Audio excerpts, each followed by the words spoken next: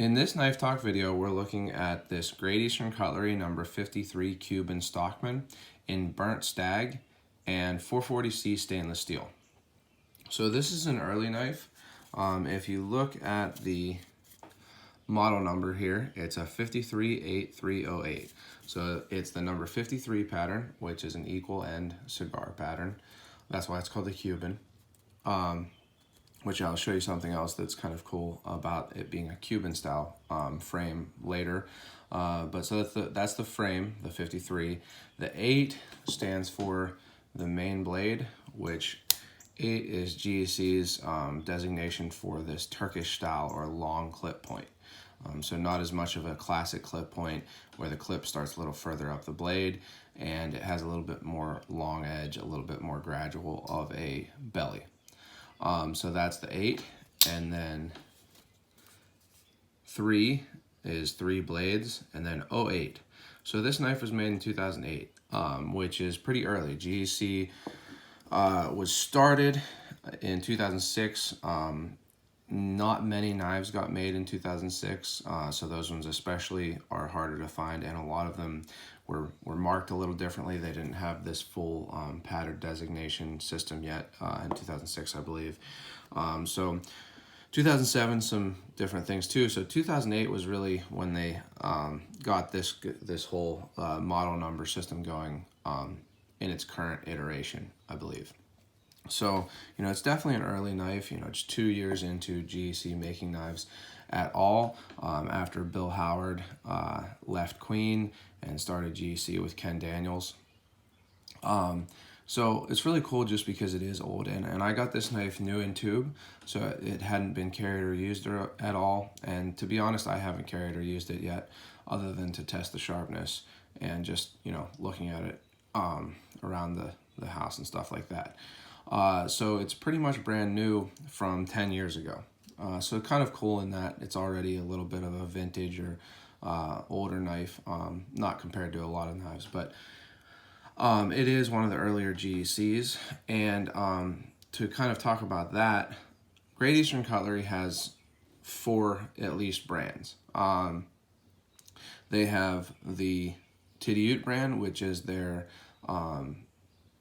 classic brand, working knives based on the Titty Ute brand, which was an old cutler in Titty Ute, Pennsylvania.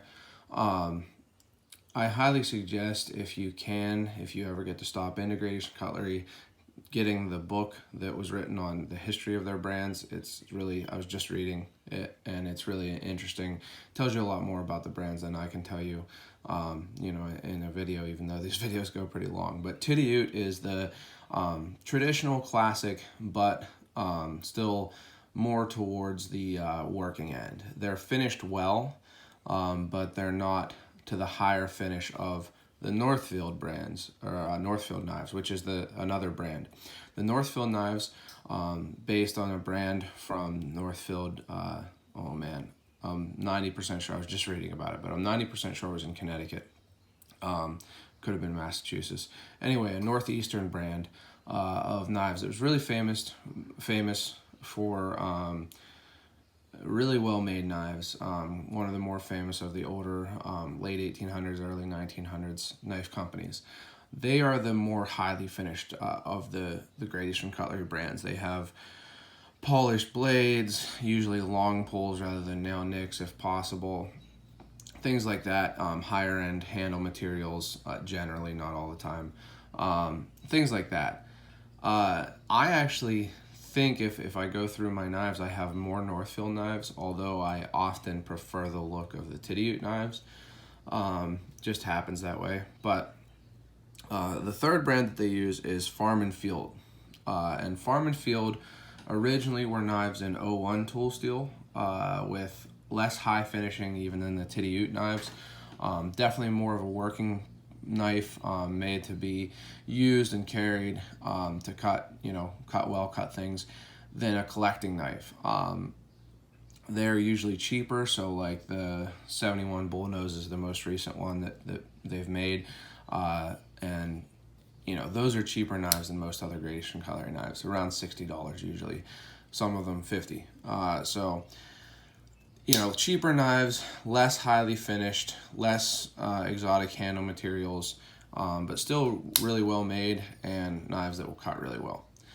So that's another brand. They stopped using the O1 tool steel for those pretty quickly, I think after 1 or 2 runs. Now they just use 1095 like all of their other knives now. But finally, the other brand that they were using is Great Eastern Cutlery. So Great Eastern Cutlery used the Great Eastern Cutlery brand or trademark. And they had, you know, it comes with the acorn, so you see the acorn on the tube, and then the acorn shield, which I like the acorn shield. I think it looks kind of, I don't know, fits on a knife well, I think. And then the squirrels. And I think this is kind of a cool brand. It evokes kind of a lot of the Pennsylvania. There's a lot of squirrels in Pennsylvania. It's something that, you know, I grew up with a lot of squirrels around my house, hunting squirrels, you know, eating squirrel. The place where I live now, the squirrel is the symbol of the town or whatever.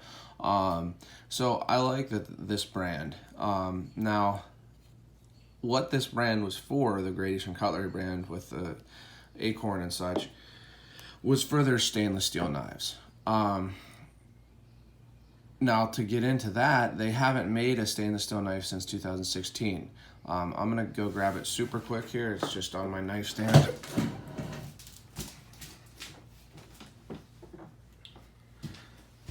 So, this, I believe, is actually the last stainless steel knife that Great Eastern Cutlery made. Now, they could have made... No, I believe the Farm and Field and Fish tool, which is a 65 pattern for fishing, was made before these knives. But this is the 2016 Rendezvous knife. It's a 74 pattern in stainless steel, drop point. I'm forgetting what the handles are called, but it's like Pioneer Bone or something. But this is the last stainless steel knife, I believe, that Great Eastern Cutlery has made. You see it also has the acorn shield. It has pretty faint, but it does have an acorn etch. There's some oil on the blade there. But so they haven't made a stainless knife or a knife on this brand since 2016. Now, with that said, I do think that they technically brand some of their fixed blade knives as Great Eastern Cutlery knives, but they don't have stainless steel.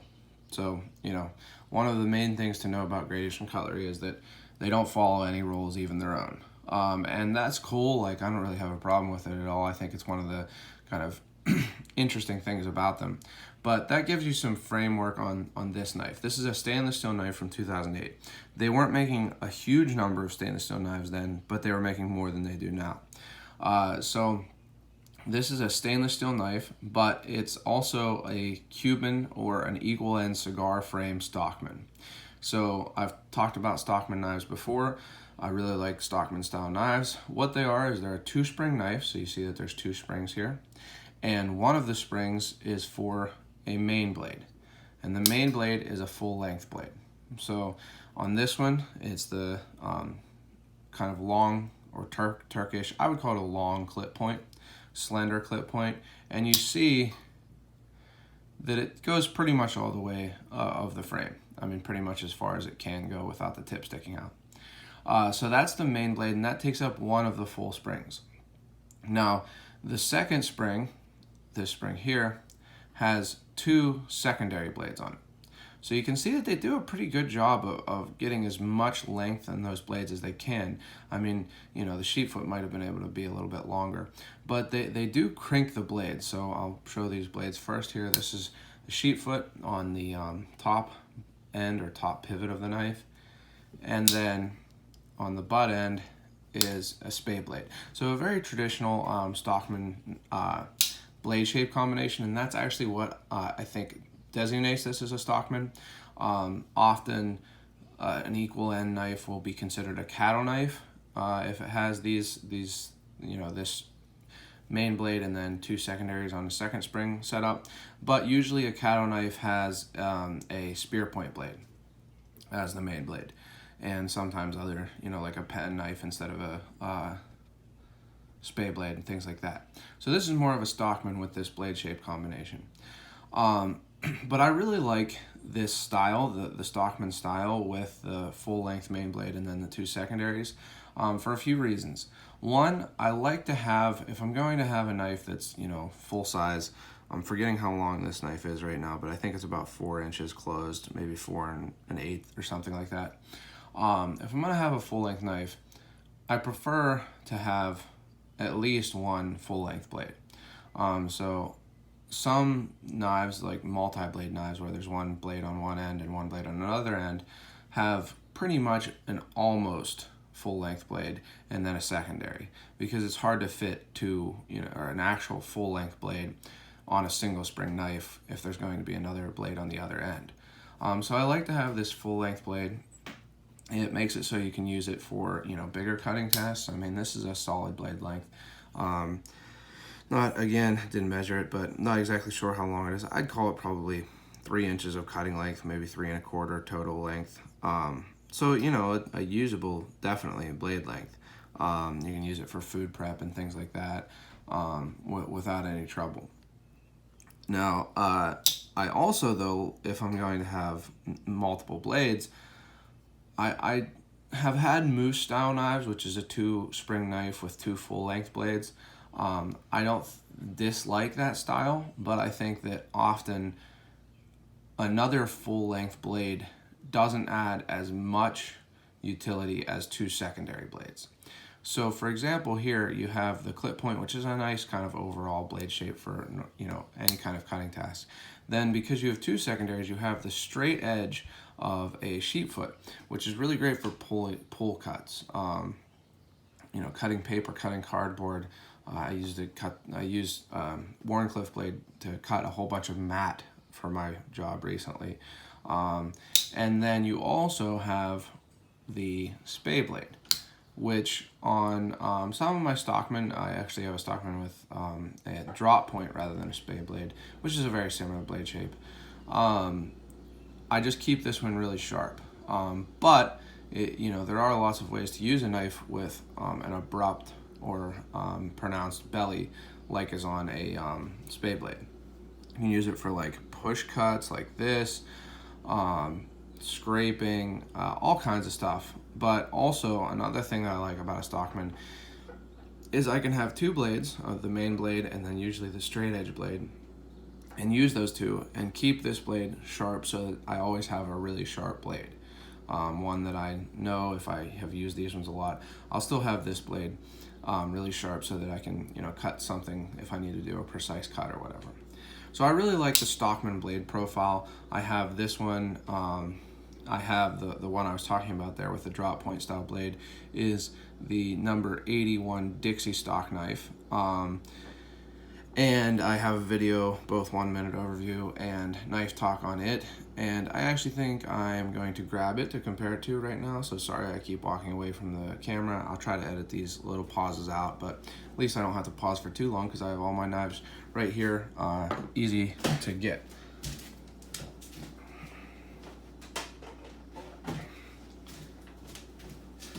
So this is the 81 Dixie stock knife. Again, this is called the Cuban stock knife, or Stockman.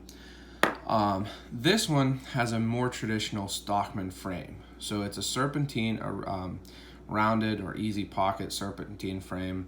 See how it kind of snakes there. But this one has a less traditional blade shape combination.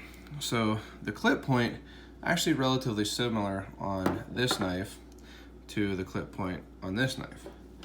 So if you compare them, relatively similar, but I don't believe that this is considered the same. It is. Okay, so this, so you see the 82-8. So this has the 8 designation for the main blade, as does this. So they consider these 2 main blades to be the same blade profile.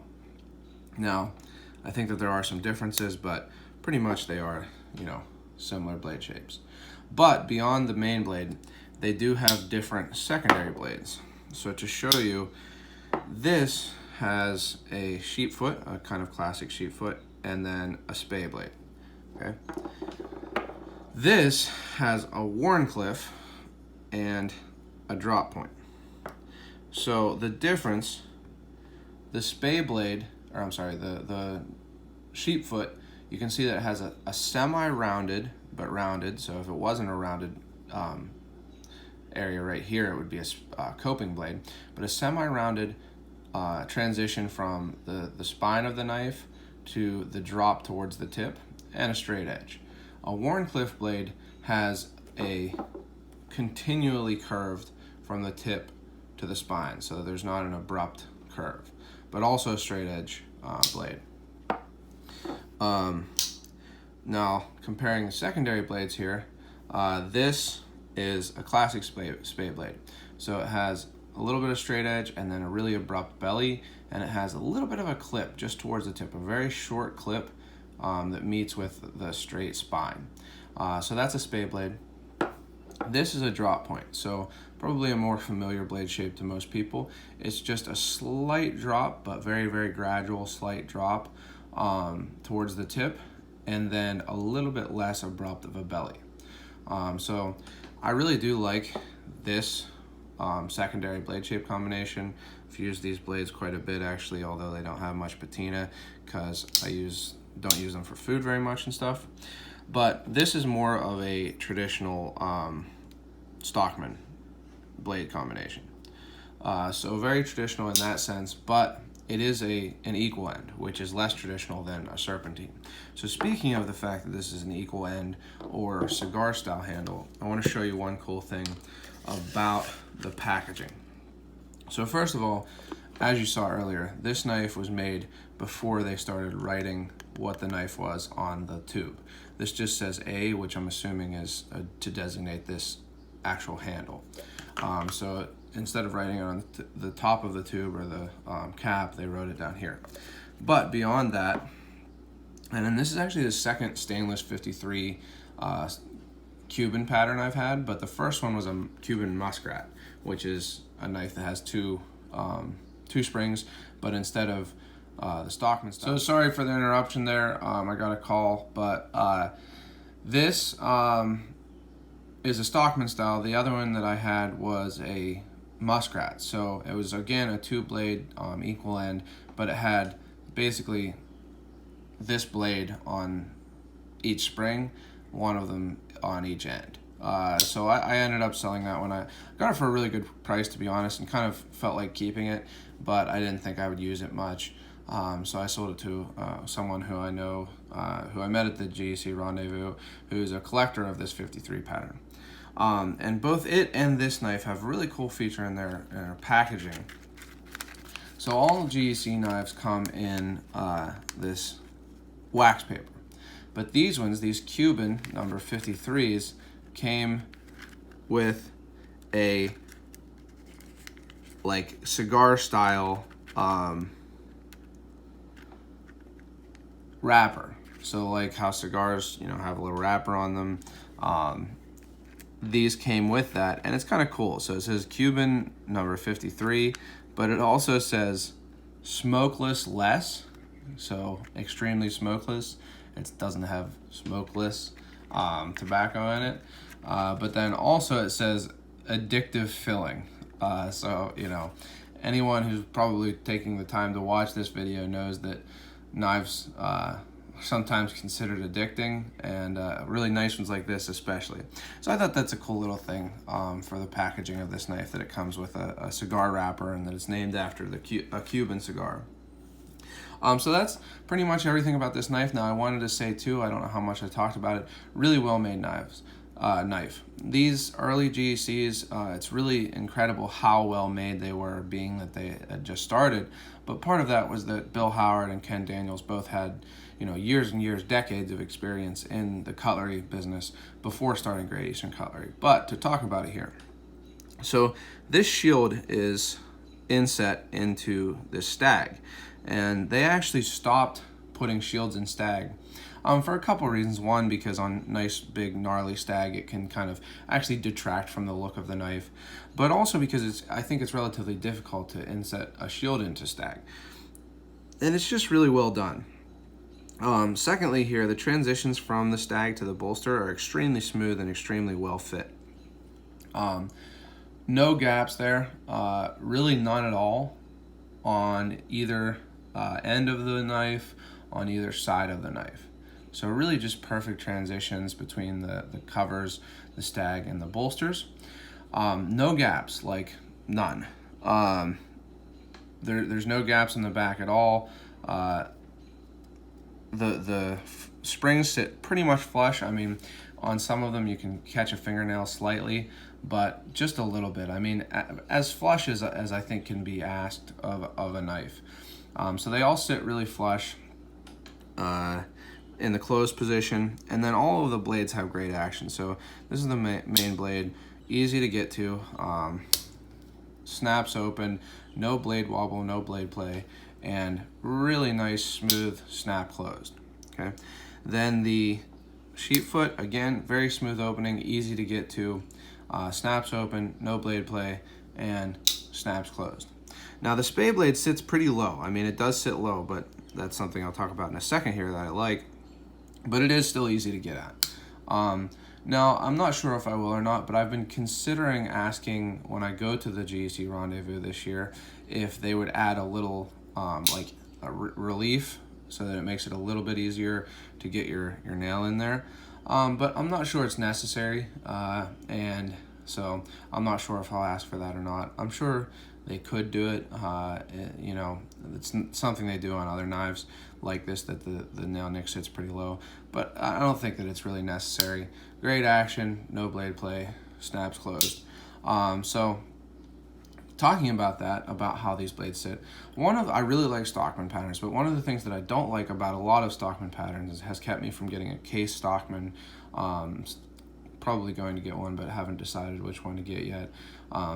Most Stockman patterns, the sheep foot at least blade sits really high. So this sheep foot sits higher than the other blades, but it's not high at all. Like if you open up the main blade here, it doesn't get in the way of your hand. I mean, you know, you could really use this knife and it shouldn't hurt your hand at all. Same deal if you have the spade blade open, you barely feel the sheep foot blade at all. So it sits really low, and then the spade blade, even on some Stockman knives, sits high also. Doesn't sit high at all on this one. So I really like that, and then the clip point is super low on this knife. I mean, same, you know, it's the same blade on this knife, but you can see that they both sit really low, and even I think a little bit lower on this one. So just really, really well designed. Randy is the name of the engineer at GEC. I forget what his last name is, but I've talked to him a few times at the rendezvous, and he's kind of a mad genius, I think. He really does a great job of designing these knives and basing them on the old patterns, you know, by Bill Howard and everyone's request, and then making them into working, usable knives. And I think that he did a great job with this pattern, making these blades sit very low, very slender, so that you can, you know, carry it easily and use it with good ergonomics, while still getting, you know, good solid blade shapes in. So this is the Great Eastern Cutlery stainless steel burnt Stag, which again, I don't know if I mentioned it in this video, I did in the 1-minute overview. The Stag on this knife is really nice too. It's not quite as popcorny or gnarly as I might like, but one thing that's nice about it is it's really thin. So you see that it's not super thick, which can make a knife difficult to carry when the Stag is really thick. So I like that it's thinner, and it still looks really good too. So just a really nice knife, very classic blade shape combination, easy to carry, cigar pattern, really well built, and very cool because it's an early GEC with stainless steel. So if you've enjoyed this video, go ahead and like it. If you have any questions or comments, feel free to leave them below. I'm always interested to see what everybody has to say. And I have lots of other videos. I should have a 1-minute overview of this knife up already.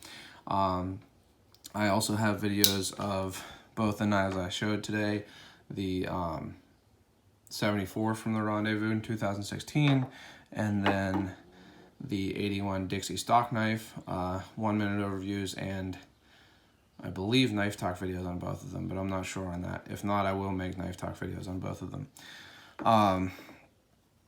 So check those out, and if you'd like to get notifications for my other videos, you can subscribe to my channel. It's always, appreciated and everything. But otherwise, don't forget to go out and do good.